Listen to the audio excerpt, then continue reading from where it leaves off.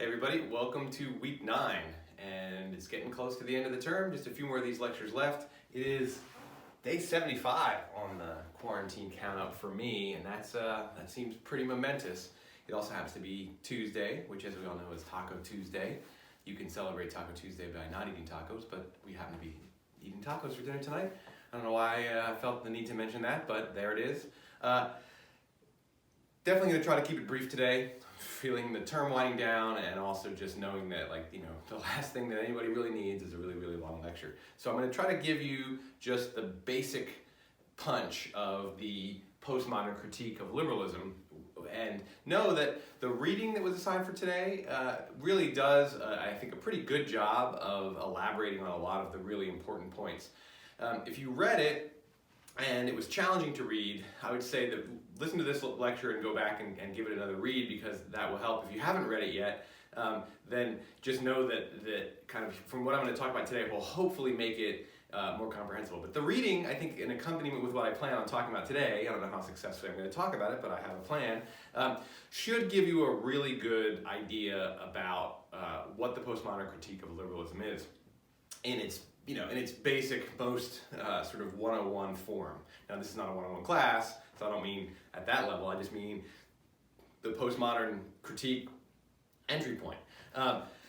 Postmodernism is very complex and sometimes extraordinarily dense and difficult to follow. I will admit that over the course of 25 years of reading about and teaching postmodernism in various classes, that the concepts and the method have sometimes eluded me, and other times I've understood it. And so if you're having this kind of back and forth relationship with, well, what is this really? I get it. No, I don't get it anymore. Just know that that's a typical presentation of symptoms of grappling with postmodernism. There are a number of different intellectual tools that postmodernism brings to bear on its analysis, or a postmodern style of analysis of whatever the object of its analysis happens to be. In this case, today, liberalism, and more specifically, economic liberalism and liberal internationalism. The essential sort of thing that's tricky about postmodernism compared to other doctrines or ideologies that we study is there's always this lingering question that I think is utterly unanswerable, which is, what is postmodernism looking to do? What does it want? What kind of world does a postmodern envision? And in a way, that's an unavoidable question, because if there's going to be a critique, and that's what we're going to do, it's a natural thing to say, well, if you have a problem with this, if you're taking this thing apart, what is it that you want? Why are you doing this? I've never really seen or heard or read a very good, concise idea of what it is postmodernism wants. But what I've been able to glean is that what postmodernism really wants is it wants to inculcate a clearer understanding of the dynamics that go into the construction of ourselves and the social world. And for what purpose? That's why, right? Why do that? Why have a better, deeper, more subtle, more essentially accurate understanding of what goes into the construction of our self-identities and our social forms? In almost every other case, every other ideology, there's some kind of better world, right? The liberal critique of feudalism, the liberal critique of conservatism, the Marxist-Leninist critique of liberalism, the communitarian critique of liberalism, the fascist critique, they all have in common that they are actually aiming at a different world, a different construction, a different set of self-identities and social constructions. And those are meant to be the right ones. There's a normative stance. This very normativity of most forms of political analysis and political philosophizing is something that postmoderns are reluctant to embrace, because to them, normativity is actually one of the things that they're looking at, one of the things they're analyzing to try to understand the role that normative discourses, talking about the shoulds, how is it that those forms of normativity participate in constructing, and us constructing for ourselves and the people constructing for us, our senses of self-identity and the social forms that we occupy. So there's that reluctance to then embrace this thing which is essentially part of the object of the analysis, but there's also an embrace of the underlying, what's the right word I'm looking for here? The underlying suspicion of pure normative standpoints. That we saw, it was kind of a tripping point for liberalism, that liberals are committed to this notion that individual sovereignty means that individuals get to come up with their own conception of the good. And there is no pure normative standpoint to say, well, that conception of the good is better than that one, or this is the right conception of the good that we should all be embracing and moving towards. Yet there is kind of, when we get into the argument for why liberalism and its privileging of the sovereign individual, why we should accept this versus another view of the self and of the social world, there's a difficulty not resorting to some kind of pure normative standpoint. Postmodernism wants to avoid that paradox or that trap, and what's given up in the process really is kind of then the ability to say, well, what do you want, right? You have a problem with liberalism, you have a problem with socialism, you have a problem with conservatism, you have a problem with communitarianism, with fascism. Well, great, okay, what do you want? What would be the better thing in its place? What do you want? If the thing that we've moved towards is not what you think is the right way, what is the right way? It is actually quite difficult to avoid taking that normative stance because it is a very natural type of question. What I think postmoderns want is not to critique the liberal order that we live in. And the postmodern analysis is really aimed at the liberal order less than at the socialist order or the conservative order or the communitarian order, mostly because the liberal order is the dominant one. It is the one that, in the world that we occupy, and for the last century at least, it has been the dominant way that people, at least in Europe and in North America, and increasingly throughout the rest of the world, come to understand themselves, their place in the world, and the social forms that they occupy and inhabit, and their relationship between their identities, their individuality, and those social forms. So postmodern critique is aimed at essentially the dominant discourse that is the strongest, most influential, most powerful way in which we understand ourselves, our place in the world, and the social forms that we inhabit.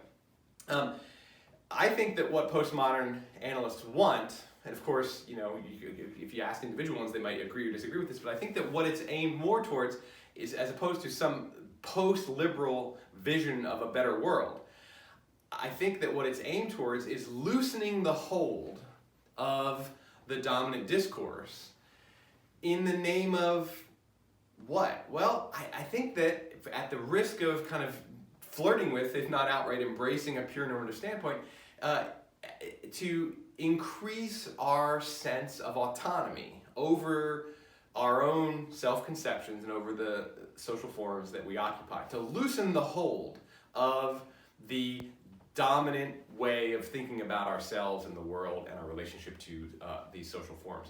Why? Well, in a way, as an end in itself, right? It's just, it doesn't mean that there's going to be a better world. It doesn't mean that we're going to point towards a different political form. It's just a way of saying that there's power operating on us. And that power operates through two main things. The two main concepts are discourses and practices. And that what these things do together is they exercise power over our self-conceptions. And the self-conceptions include what our fundamental identity is, what our relationship to the universe is, what our relationship to other people is, the ideal social forms, what our relationship to these ideal social forms happens to be. So I'll leave all that without putting it on the board because it could get a little messy, but just know that our self-conceptions include essentially our individual identity, our social forms, and the relationship between our individual identity and those social forms. Postmodernism says that, or postmodern analysts are essentially operating on the premise that the discourses are essentially ways that we talk about things. Like the liberal discourse includes a set of concepts, basic arguments, intellectual tools that frame how it is that we explain and discuss the universe. So that's what a discourse is. It's essentially a set of intellectual and intellectual tools and vocabulary and concepts and styles of putting all of those things together. Practices are the things that we do based on how we talk about the world, right? Like, for example, the scientific method is both a discourse and a practice.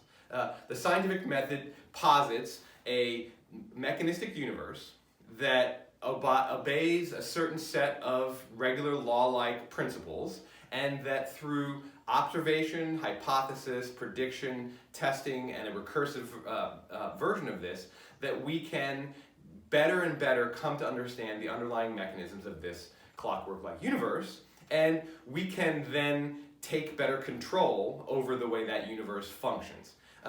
That is the discourse of the scientific method as it would be described, I would say, by people who are advocates of the scientific method, and also by postmodern analysts of the scientific method, because they would also say, okay, well, what this has given rise to is a set of practices that include institutions, that include research universities, that include companies like pharmaceutical companies and biomedical research companies, and defense contractors, universities, all, even middle school science classes, right? Or not even middle school, just K through 12 science classes. There's an entire set of practices linked by their common adherence to the terms of the discourse, and sometimes linked by even more material connections. Like, for example, research universities and biochemical research companies and defense contractors. There are actual material links between them, and part of what postmodern analysis would do is looking at the practices, connect how the practices have grown out of the discourse, and also then how these practices have become institutionalized in a real material way. They've coalesced around social forms, corporations, research universities, public school classes, private, all K through 12 classes. And then what those things do combined is they have power over self-conception. And the scientific method gives us the self-conception that essentially the universe is out there for us to understand and master. And the way that this works is that the self-conceptions then feed back on these practices and discourses, strengthening them and making them seem even more obvious and true. So, for example, the more successfully that the scientific method, which is essentially it's a story about the universe and how we can interact with it and come to understand it better. And it's a story about the universe that says this is what the universe is like. It comes with a metaphysics, but discourses almost always come with a basic metaphysics, which is this is the nature of the thing that we're discussing, that we're talking about. In the case of the scientific method, it's the whole universe. The universe is a clockwork-like mechanism that has these law-like principles underlying it, and we can get at those by observing them as they manifest in the physical universe and having hypotheses, etc. I don't have to repeat it all. But that's a metaphysics, that's a story, and this is part of what postmodern analysis will do, is it will actually say, the scientific method posits this as the truth about the universe. What we should be recognizing is it's a story. It's a set of intellectual tools for making sense of some corner of our experience. In the case of the scientific method, all four corners of our experience, the 360-degree everything. Not every discourse has as its object of study the entire universe like the scientific method does. Liberalism has as its object of study individuals in society and social forms like political systems and economic systems and social forms, such as the family and the community. So not the whole universe, but each discourse has its sort of object of inquiry and its intellectual tools. So that's what a discourse has. Discourse has an object of inquiry, and then it has its intellectual tools,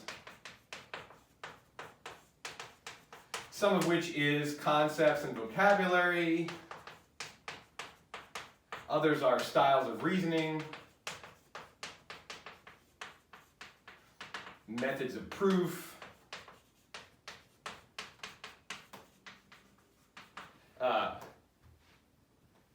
each different discourse has this sort of set of intellectual tools that are aimed towards the object of inquiry, and then what we get out of it is we get what could be called the discourse. We get the things that are said, the conclusions that are drawn. And the conclusions are drawn in a dynamic fashion, right? The scientific method doesn't just say, okay, here's the method, and then now we have all these truths that we're uncovering. Part of it is that there's an uncovering, and then there's also a development of the object of inquiry and the intellectual tools that could expand or contract, that could transform. One of the things about a discourse is it's a living, breathing thing in the hands of postmodern analysis, or at least not in the hands of, but in the view of postmodern analysis. It's a living, breathing set of intellectual tools, and there's not like, okay, this is the liberal domain of inquiry, and I said object of inquiry. Domain is a term that's often used in postmodern analysis as well. They mean pretty much the same thing. And these are the intellectual tools we bring to it. Liberalism, like the scientific method, has been developing and adapting each practitioner of this discourse, each person who embraces this object of inquiry and takes on the intellectual tools as they exist at that moment, is actually contributing to its development and its growth. And there is an evolution. And the practices that grow up out of this, right? Practices are essentially the behaviors and institutions that connect a discourse to its object of domain. So the scientific method what grows up around the scientific method is a variety of practices, right? And there are multiple institutions, and then of course the behaviors and institutions, and then the connections between them, between these two things, and between the practices and the discourses. I'm not sure that these arrows are really very elucidating, but they're up there now. What these things do, in the view of postmodern analysts, is they are a story about the universe that breeds a set of activities within the universe that are connected to and reinforce the discourse. The more successful a discourse is at generating behaviors and institutions and connections and a strengthening hold over the world, the more that discourse just seems natural. It seems like the right thing. And what happens is we forget that it's a story, if we ever even thought it was a story in the first place. Think about the scientific method at its origin. And of course there are various historical points. I don't want to say the Enlightenment or the scientific revolution in Europe is the only time this has started. But that's kind of it's the most continuous existence of this particular discourse, and certainly the most successful version of it. The scientific method was absolutely practiced by the ancient Arabs, by the ancient Greeks, by the ancient Chinese, and all over the world really, but it kind of came and went, and even also in Western Europe it came and went, right? There was a period where the scientific discourse was actually utterly discredited. Think about the beginning of the scientific revolution, the early Enlightenment period, where proponents were saying the universe is not this creation of an expression of a divine will that is controlled by an all-seeing, all-knowing, all-powerful divine entity. That was the story. That was the dominant discourse of Europe at the time of the modern scientific method's arrival. As a rival story, it arrives as a rival. And initially, it's actually kind of a plucky underdog. And that is one of the things that happens, is that a counter-discourse to the dominant discourse arises. So there are discourses, for sure, and then there are also, and I'll just put up here, counter-discourses, which aren't necessarily a counter-argument. They're not even diametrically opposed, but they counter one version of the universe, one set of intellectual tools, one object of inquiry, one story, with another one. Often, though not always, they take as the object of inquiry the exact same domain as the dominant discourse, and not always necessarily. So for example, the early practitioners of the scientific method thought they were taking on the Judeo-Christian dominant discourse's view of the universe, but only in its physical manifestation, not on spiritual questions. And so there really was this sort of difference between spiritual questions and questions of physical reality, physical dynamics. And so the object of inquiry for the scientific method was smaller than the whole universe initially.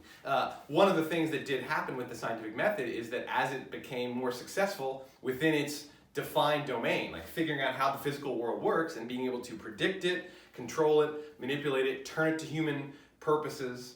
And I would note here that development, right? Like initially, the early scientific revolutionary scientists were interested in understanding the world. They wanted to uncover what the nature of the clockwork universe was. They weren't necessarily tied to the greater technological mastery over the physical universe.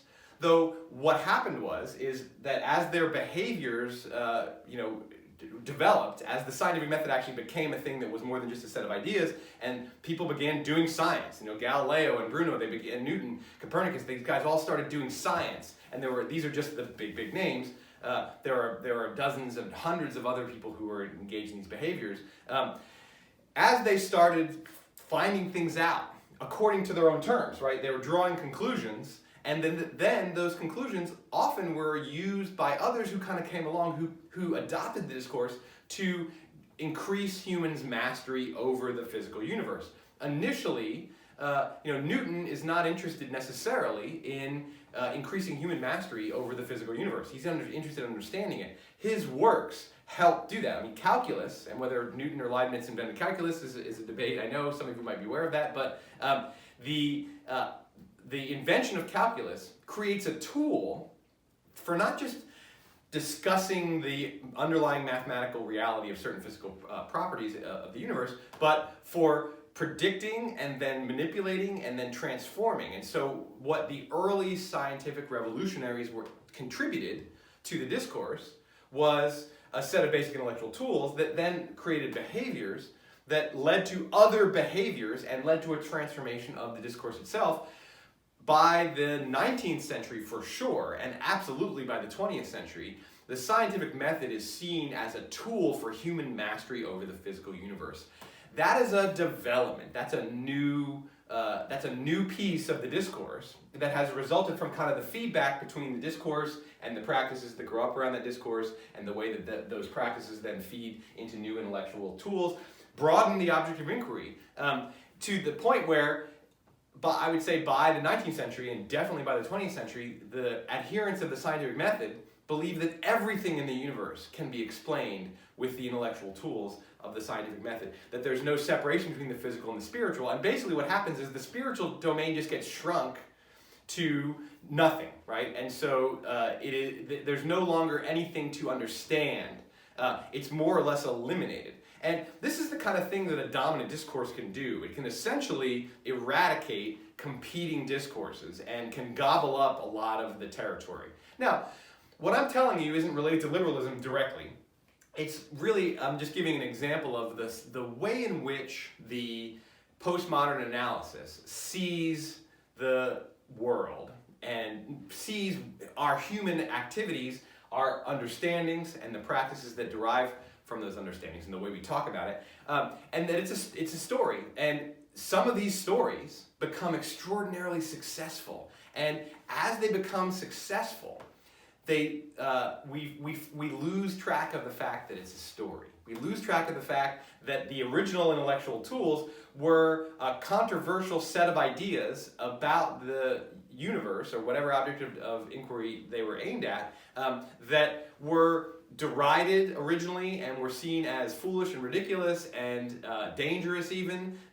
And that's what the dominant discourse does. The dominant discourse actually kind of laughs at, derides, any counter discourse and says, well, no, that's, that we understand, we have mastery over the universe, right? Think about the Catholic Church's mastery of the spiritual universe at the beginning of the Reformation.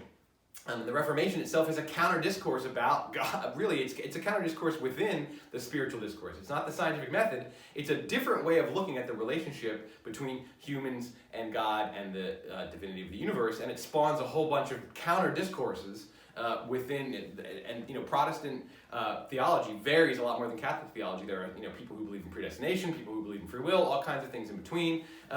The there's all kinds of diversity in the various counter discourses that are spawned by the Reformation. Both the Reformation and the scientific method are derided by the dominant way of understanding the world, dominant in Europe at the time, Western Europe at the time, and North America. And both of them have come to grow in strength, expand their domain of inquiry, transform their intellectual tools, develop a set of behaviors and institutions and practices that have grown as a more important part of our world, right? There is no such thing as the modern research university if it isn't for the success of the scientific method. There were universities prior to the scientific method, right? And there would probably still be universities today, but they would be oriented towards spiritual and philosophical and moral questions, the questions of the humanities, artistic questions even, right? Which have a different domain of inquiry, object of inquiry than the physical universe. We would still have universities, but there wouldn't be these big research universities. There might be big universities, but they wouldn't be oriented towards discovering the underlying physical laws of the universe and creating explanations that give us greater mastery over nature to ascend to sort of the peak of control over the physical universe.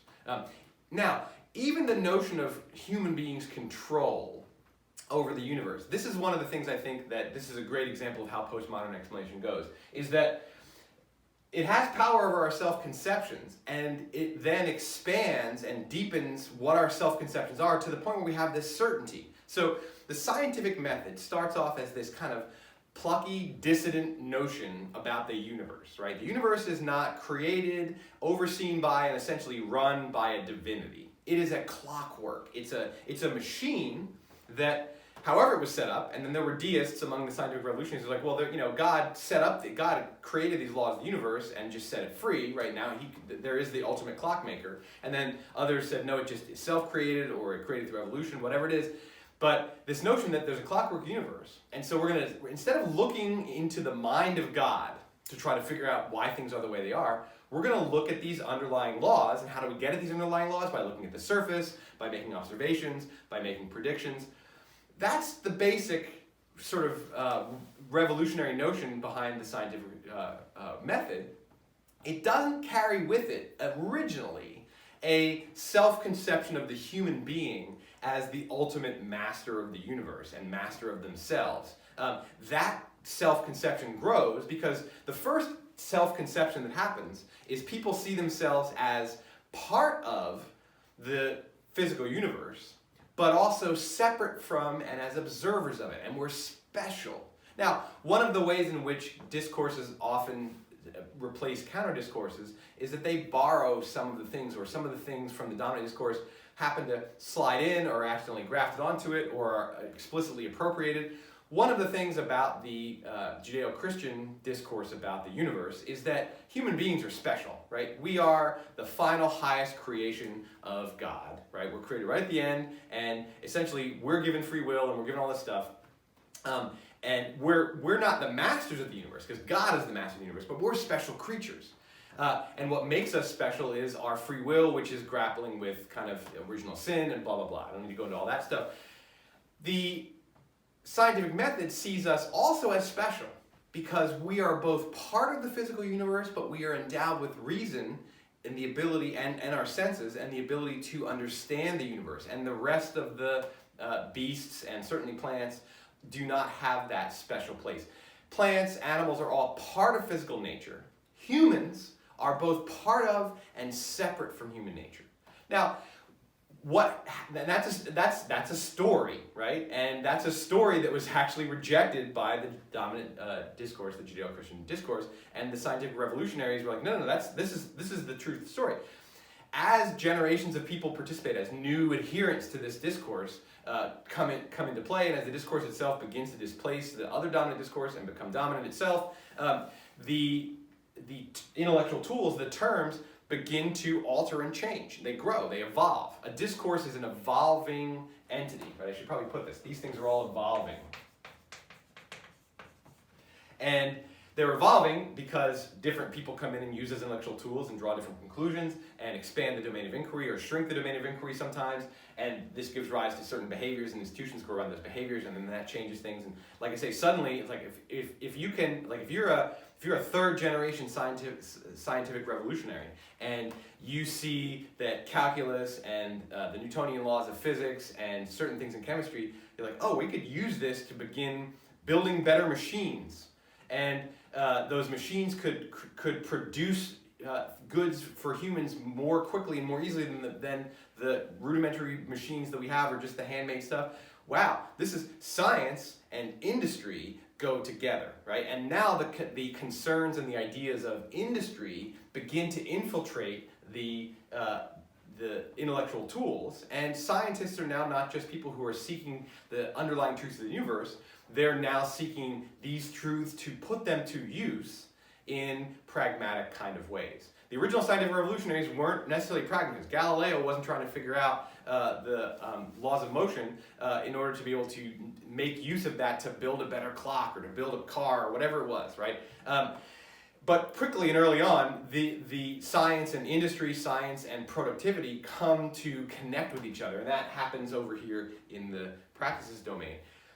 The human being, who originally is special in the Judeo-Christian discourse, is special in a different way in the scientific discourse, becomes differently special. We now, instead of just being separate, both part of and separate from the physical universe, we are conceived of, and I think this happens gradually until then it just locks in, as masters of the universe. The universe exists not just for us to understand and behave according to our understanding, but to transform to our own uses and our own goals. We are the masters of the universe. One of the things this does is, so this is a growing self-conception. So our specialness is part of how we think of ourselves. Think about how you conceive of your relationship to the universe. Do you see yourself as deeply embedded in the web of life, or do you see yourself as part of a species that essentially has dominion and ownership over the universe, and it's there for us to make use of it? Maybe you don't even realize which of those you have, or if you have one or the other. So our self-conceptions don't necessarily have to be at the front of our brains. They can just come out actually implicitly in the way that we relate to the universe. Not everybody who accepts the scientific method and who essentially just believes the scientific method is not a discourse, not a story about the universe, but the right way to go about figuring out the underlying nature of the universe, is going to go around saying, I'm master of the universe, and the universe is out there, and the earth is out there, and resources out there for us to turn to human uses. But we have an easy time behaving as though that's the case because it's an implicit self-conception.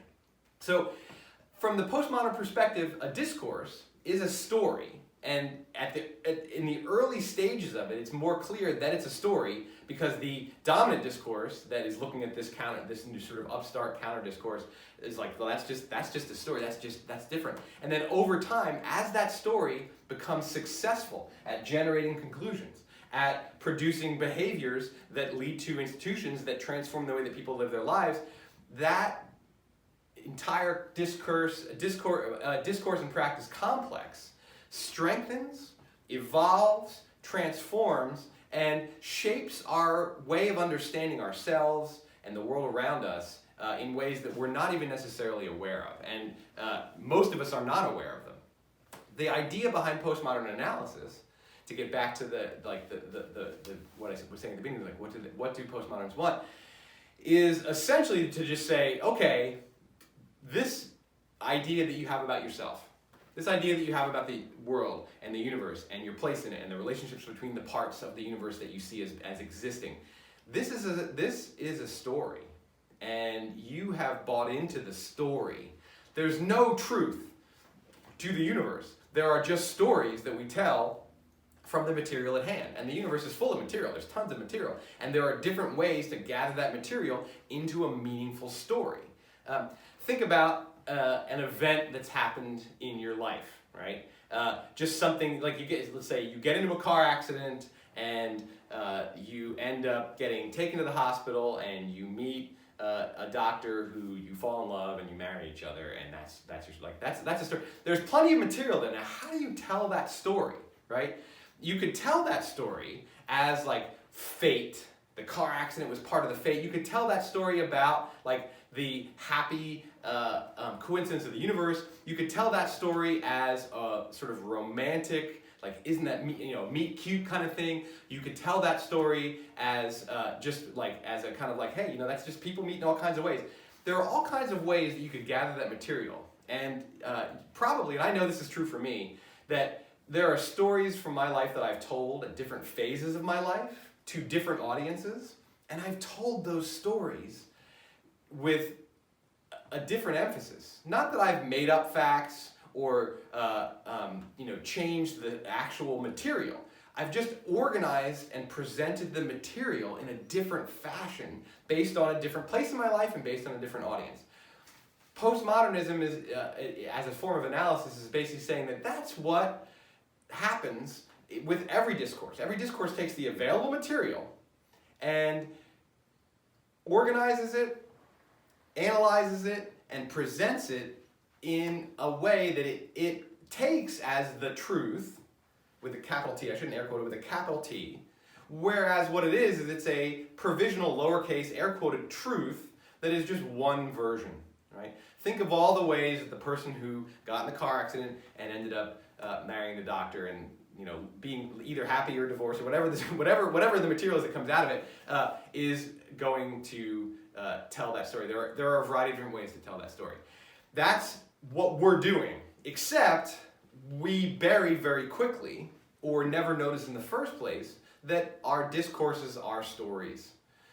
So one of the things about postmodernism is that it posits that a discourse has as an object of inquiry and these intellectual tools, postmodernism itself. We can delineate it this way. And in fact, we can talk about the practices that have grown up around it. Like the postmodern analysis can actually be turned onto postmodernism itself. The object of inquiry is the ways in which human beings go about taking the available material of the universe and turning it into stories that they come to have power over their self-conceptions, and that self-conception feeds back and increases and evolves the discourses that then have even more power over our self-conceptions, and they evolve and they deepen their hold over us. And the dominant discourse has the deepest hold over us until, it doesn't always happen, but until a counter discourse comes along with a different and more compelling story. And that different and more compelling story will take generations to become the dominant discourse. So one of the things about the intellectual tools of postmodernism is that discourses and practices are among the intellectual tools. Historical analysis are among the intellectual tools. The style of reasoning is to look at the ways in which different practitioners of some kind of science or activity, like political science or economics or political philosophy or chemistry or natural science or theology, how it is that they talk about it. So that's one of the intellectual tools that postmodernism brings to bear. So postmodernism can actually be used to understand what postmodernism is. It's a form of discourse. And that's part of what makes it kind of a little interesting and slippery, is that it's a discourse that posits as one of the primary intellectual tools discourses. It looks at normativity. It looks at the way, this is another one of the styles of reasoning, and one of the concepts is actually normativity, is it looks at the way in which different discourses posit shoulds and goods. You should do things this way, this is a good thing versus this being a bad thing, as ways of understanding the universe that are taken to be natural and that then feed what our self-conceptions are. Now, I think that goes a decent way towards providing you with the backdrop on what it is that the postmodern critique of liberalism can and will look like. Liberalism is seen as a discourse about us as individuals and our relationship to society and social forms, the political system, the economic system, other social systems such as the community, the family, friendships, all those things, any social form, you might say.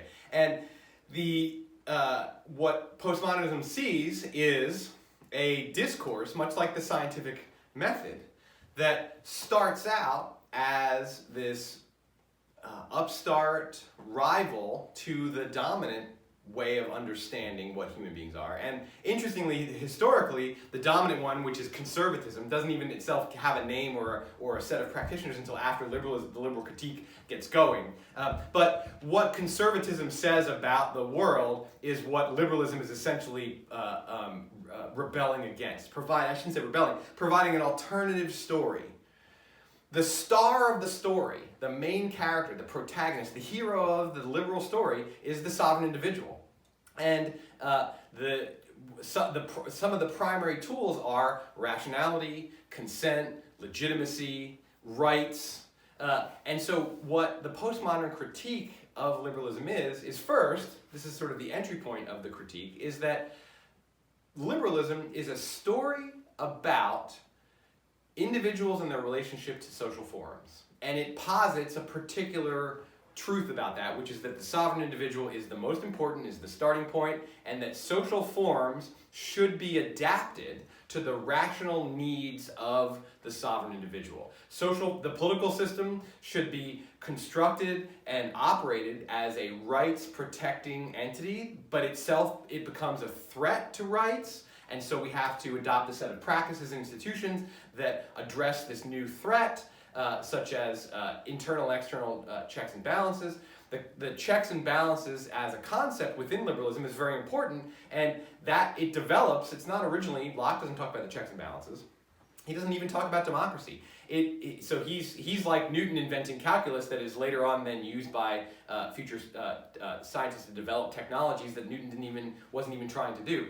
The checks and balances system and democracy itself are ways of keeping the political system, which is created for the purposes of protecting the rights of the sovereign individual, to make sure that it stays within those boundaries. And so this is one of the ways in which things evolve.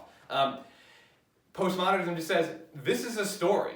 And one of the reasons why liberalism has such a hard time ultimately proving this story, right? It has its methods of proof, right? But one of the reasons why it ultimately has trouble proving this story is because what it needs to do is say, this story is not a story. This is just the truth.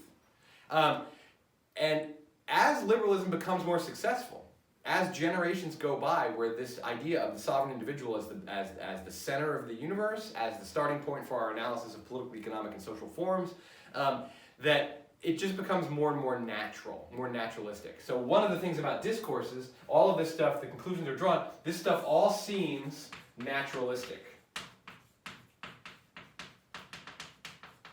And the naturalism makes the institutions and behaviors seem inevitable and beneficial. So that's the process. The scientific method becomes not just a competing story about the nature of the universe and what is underlying the physical phenomenon that we see and that we inhabit. It is the truth. And the institutions, the research, the companies, the education, all seem inevitable and beneficial. Like, that's what we want. We want to have research universities. We want to have a K-12 science education. We want to have the math education. We want to have public-private partnerships, corporations, investment. We want to be doing this because why? It's inevitable because it represents the increasing understanding of the nature of the universe and the increasing control over the natural world, and that's what we're here for, right? Well, once we've imbibed the story and put ourselves as not only the hero of the story, but the hero with a particular mission, which is to come to greater and greater control of the universe, to turn it towards our own purposes, yeah, of course, better technology, better productivity, all of these, that's inevitable and beneficial. That naturalism and the inevitable and beneficial nature of what the practices that grow up around the discourse and that evolve as the discourse becomes more successful and the discourse itself evolves as the practices become more successful and powerful, that just blinds us to the fact that this is just a story. And speaking of the human being as sort of intended to be the master of the universe and turn with greater understanding, turn the universe more and more to our purposes. One of the things about this is we're starting to see now that following that storyline out to its logical conclusion is actually potentially destroying our ability to live on this planet. But until we've actually seen like, oh no, it's not beneficial, ultimately when we play this thing out, up until recent decades, and even still, this is there's a battle going on about whether or not human beings are destroying our ability to live on this planet. It just seemed beneficial. Even to Marx. Like Marx actually bought into this even more strongly than the pro-capitalists. Human beings need to develop their productive capacity so well that they can actually get beyond toil. Right? So productivity is inevitable and beneficial to humans even within Marxism. And so postmoderns would see Marxism as actually just like a new volume in the story, right? It's of liberalism and of the scientific method and of capitalism. Liberalism makes it seem as though the sovereign individual, as a hero, as a character, as a moral exemplar, as a starting point, and as a primary value, it makes all that seem like that's just the way it's supposed to be. But there's the but. But what? Like other critiques that we've looked at posit a different hero. Postmodernism actually largely succeeds at avoiding positing a replacement hero and saying, no, this book, that's bullshit. Here's the book, right? That's what every other discourse has done. That's what liberalism has done. That's what communism and socialism attempted to, Marxism attempted to do with liberalism, is boot that book. Turned out that the liberal book was actually harder to boot out than the Marxist revolutionaries of the 19th century thought. But postmodernism isn't trying to say, this is a book and here's the real book. Postmodernism is saying, this is a book. And there are other books, and this is a book about the universe and your relationship to it, and it's here are the reasons why the tales told in this book, the nature of the hero, the storylines, all the stuff that seems natural and inevitable and beneficial, this is where they come from. But it's just one way of looking at the world. Now, that's less satisfying to us, because what we do kind of want, and I think this is this underlying urge to have like, well, which book is it? Just tell me which book it is. I'll read the book. I'll orient myself around it. I think postmodernism is saying there's none of these books are the right book. But what we want is we want to be able to understand what is accepting this book as the book. What is it doing to us? And what are the ways in which we can actually kind of understand that we're living in a story about the universe, not the truth of the universe, and loosen its hold over us. And again, like that's kind of where it just fizzles and dots, because there's no replacement blueprint, there's no replacement book, there's no replacement set of values. And this, I think, is why it's so hard for postmoderns to answer the question, like, well, what do you want? Greater understanding of the way in which we have constructed ourselves. Greater understanding of the way in which we human beings have built up a story about the universe that seems to us to be the truth of the universe and the naturalistic way, the best way of going about it. That's not a knockdown winning kind of proposition for getting people to be like, oh, great, because it doesn't really tell us what to do. Postmodern critiques of liberalism are absolutely aimed at showing how it is that the transformation of the liberal discourse and the practices that became built on it starting in the 19th century, well, actually starting with the American Revolution, accelerating in the 19th century, how they came to shape the world that we live in and what it's doing to us. And there's essentially an asking to loosen that hold. The reading focuses, I would say, a lot of its energy on how it is that our self-conception as not just a sovereign individual, but our self-conception as what the author calls homo economicus, economic human, or economic man, to use the sexist term. Homo economicus, how that has been constructed and how powerful it is over our self-conception and our understanding of ourselves and our place in the universe. I will give one small example in my own personal experience of teaching for 25 years of how I've seen this concept tighten its hold over our self-conception, right? There's this kind of self-reinforcing cycle. Students go to college primarily, and this is discussed in the reading to a certain extent, but primarily now, not only, and certain people not at all, but primarily as an investment in their future human capital, right? And not even necessarily just as an investment in their earning potential, though that's the primary metric, right? Like, hopefully most of you watching this know that, I bet all of you know that, there's a certain amount of lifetime earnings that if you don't go to college, then you do go to college, you're gonna earn $1 million more over a lifetime. I think it's $1 million compared to a person who just graduates from high school. So people go to college as an investment in their own earning potential and their human capital, their productivity. When I went to college and when I first started teaching in the 1980s, this was happening. There's no doubt that people were going to college as an investment in their human capital, as an investment in their potential future earning potential. But many people went to college to discover themselves and their place in the universe, to explore ideas and to sort of swim around in the intellectual soup that was available to them and to find their meaningful place in the universe. And I was a philosophy major, and that's what I went for, and that's kind of how I floated through things. And I certainly didn't, maximize my human capital by getting a PhD in political science. But what I don't want to say is like we were right to do it that way, and you guys who do it as an investment in your human capital are doing it the wrong way. Use it as an example of how, even in just one generation, my lifetime as a teacher, half of my lifetime and my entire lifetime up to this point as a teacher, how the changing self-conception of people in a liberal society, how the increasing hold of the notion of homo economicus has come to transform, without us necessarily even realizing it, the way that we relate to the universe. And in this case, one simple thing. Why do you go to college?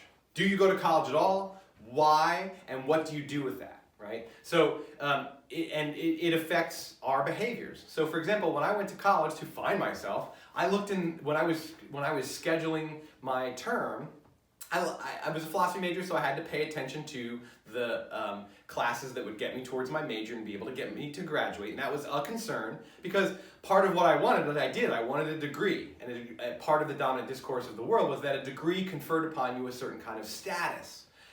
It was more about intellectual status and less about human capital development and earning potential. Even though I went to college in this overlapping period where the homo economicus version of what a college student saw themselves as was very quickly becoming very dominant.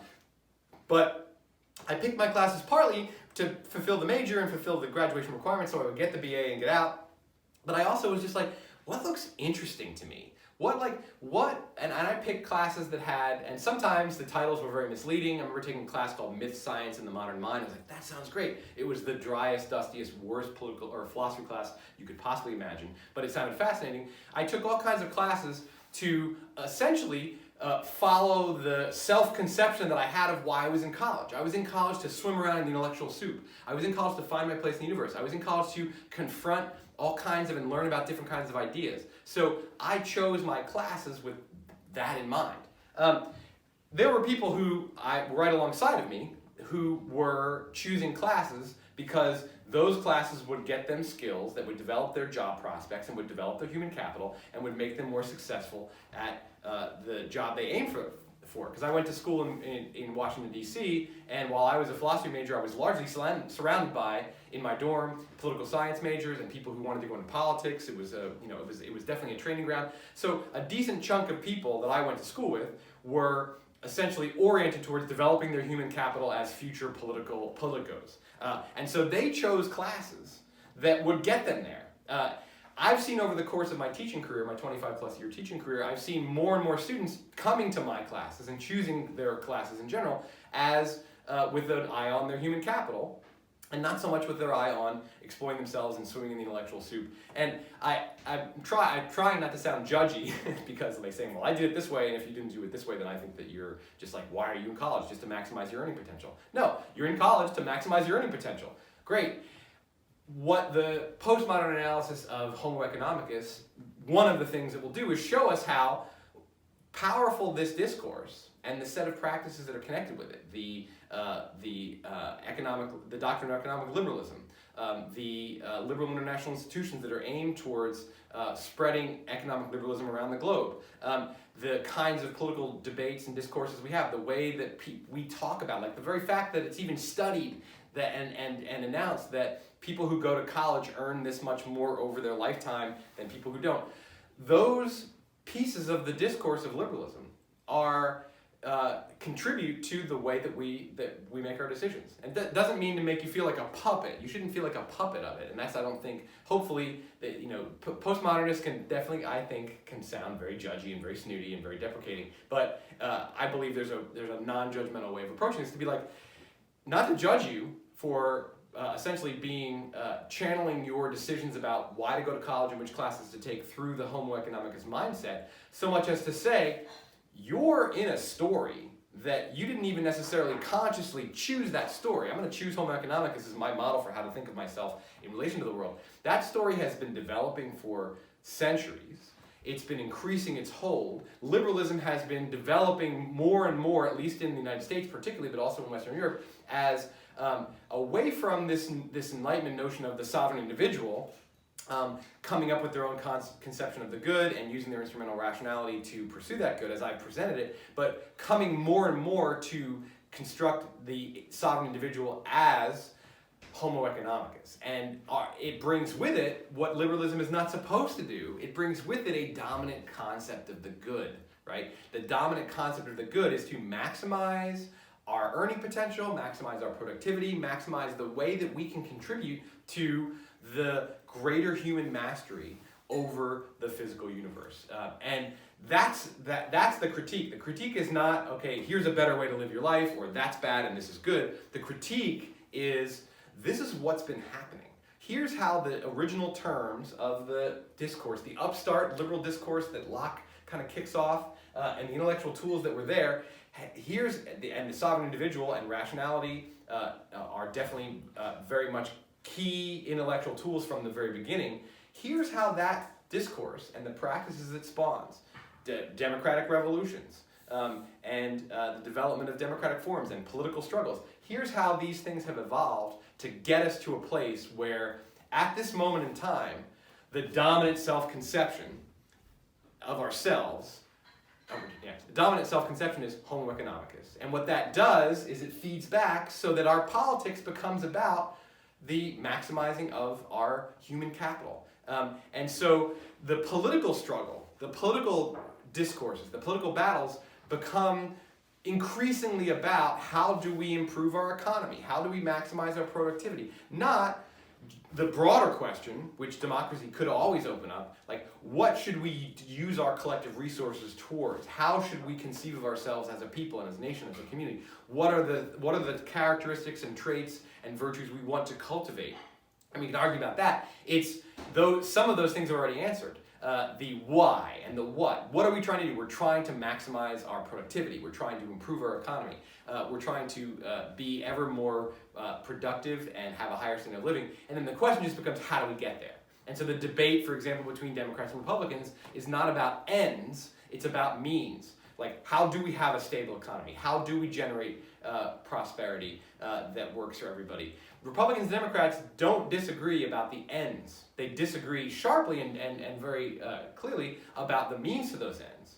Part of what the reading for today wants to point out is that this attenuation of what the political debate is to economic questions, even when we're talking about healthcare, which really is kind of a question about community well-being and individual well-being, it's primarily about costs, and 1/6 of our economy is dedicated to healthcare.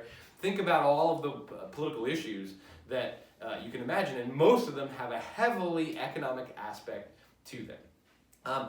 The postmodern critique of liberalism is that liberalism has increasingly become economic liberalism, that the central star of the liberal universe, the sovereign individual, has increasingly become homo economicus, that the conception of the good, which is supposed to be up to us, is really increasingly handed to us through the terms of the dominant liberal discourse as maximizing your human capital. That's what you do. Your concept of the good is being more productive and also yourself more satisfied with the things that you get. Those two things are connected. So your conception of the good is both to be a more productive being as well as to be a being who generates satisfaction and happiness and self-interest, right? And what that does is that attenuates our political discourse, it attenuates the options that we have for conceiving of who we are, for choosing a concept of the good. In a way, the development of liberalism, the liberal discourse and the practices that have emerged from it, and the dominant place it's come to occupy in the universe, from this upstart notion in Locke's hands, and from this plucky little liberty-loving revolution in North America against the British Empire, to the current world that we occupy, there has been a development, an evolution, an increasing dominance of the liberal discourse, but there's also been an increasing focus and an attenuation on Homo economicus, on economic questions as the primary political questions. And that attenuates our participation in the democratic community as people who are seeking common ends, who are seeking other answers to other questions besides questions about material productivity. And that what now has happened is that our star of our story, our upstart counter discourse, which is what liberalism is in the Enlightenment, at the beginning of the Enlightenment, that character has grown into something quite different, more narrow, and as that character who continues to be the star of the story, the sovereign individual is still the star of the story, but that character conceives of itself in more narrow terms. And so, in a way, there's kind of a call for, well, if you buy the basic intellectual tools of liberalism, and the sovereign individual is a pretty powerful and compelling one, postmodern critique is saying, well, you can loosen up all of the things that have come to be kind of agglomerated onto that. And we can loosen up our politics, and we can loosen up how it is that we see the relationship between politics and economics, and broaden that set of questions, and change our political discourse to be less economically oriented. There's really, in this particular reading, I think, and in general for postmodern analyses of liberalism, there's a call to loosen up the hold of Homo economicus over our own self-conceptions. So that's not taking a new book and replacing it like fascism is asking, or Marxism-Leninism, or communitarianism asking. And actually, communitarianism is really more asking to, like, instead of replace one book with another, it's really just saying, well, it's really a two-volume companion set. Our nature as community members and our nature as separate individuals should be both a big part of what our self-conception is. Postmodernism is not asking for some kind of book substitution. It's really just asking us to kind of look at the story in a different light, and seeing it more as a set of ideas that are not the truth of the universe, the truth of human nature, the truth of the relationship between the individual and society, but that are one increasingly accepted and increasingly naturalistic version of what it is that we as human beings are. And what does that do? What in the hands of people who say, oh, that's interesting. I'm gonna pick up the postmodern critique, and I'm gonna use that set of intellectual tools to dissect what liberalism has become and how it's come to dominate, and how it's come to sort of attenuate our politics, my self-conception, the role that I see myself as having in the world. What are people going to do with knowing that that's a book, a story, instead of the capital T truth about the universe? There's no way really to know, and there's within postmodernism there's actually a kind of a contempt for trying to tell people what to do with this, and to try to posit some kind of here's the better thing, because that would be to rely on, that would be to say this is naturalistic, this is the right way to be, that would be to smuggle back in what liberalism does, and it's problematic, is a pure normative standpoint. It's very difficult to avoid smuggling a pure normative standpoint back in, and in fact it creates a lot of dissatisfaction and confusion. All right, well, I think that does it. At least I hope that does it. I feel at this moment as though I personally understand postmodernism as well as I've ever understood it, though as I said at the beginning, for me, over the course of 25 years of thinking about this stuff and reading it and teaching it, it has come and gone. So I'm at kind of an apex moment for now, and I really hope this apex moment lasts, and I also hope that it has conveyed across to you guys watching this through the technological means that you're watching it, that you, at least for some time, are like, oh, I think I get what postmodernism is. All right, that's it.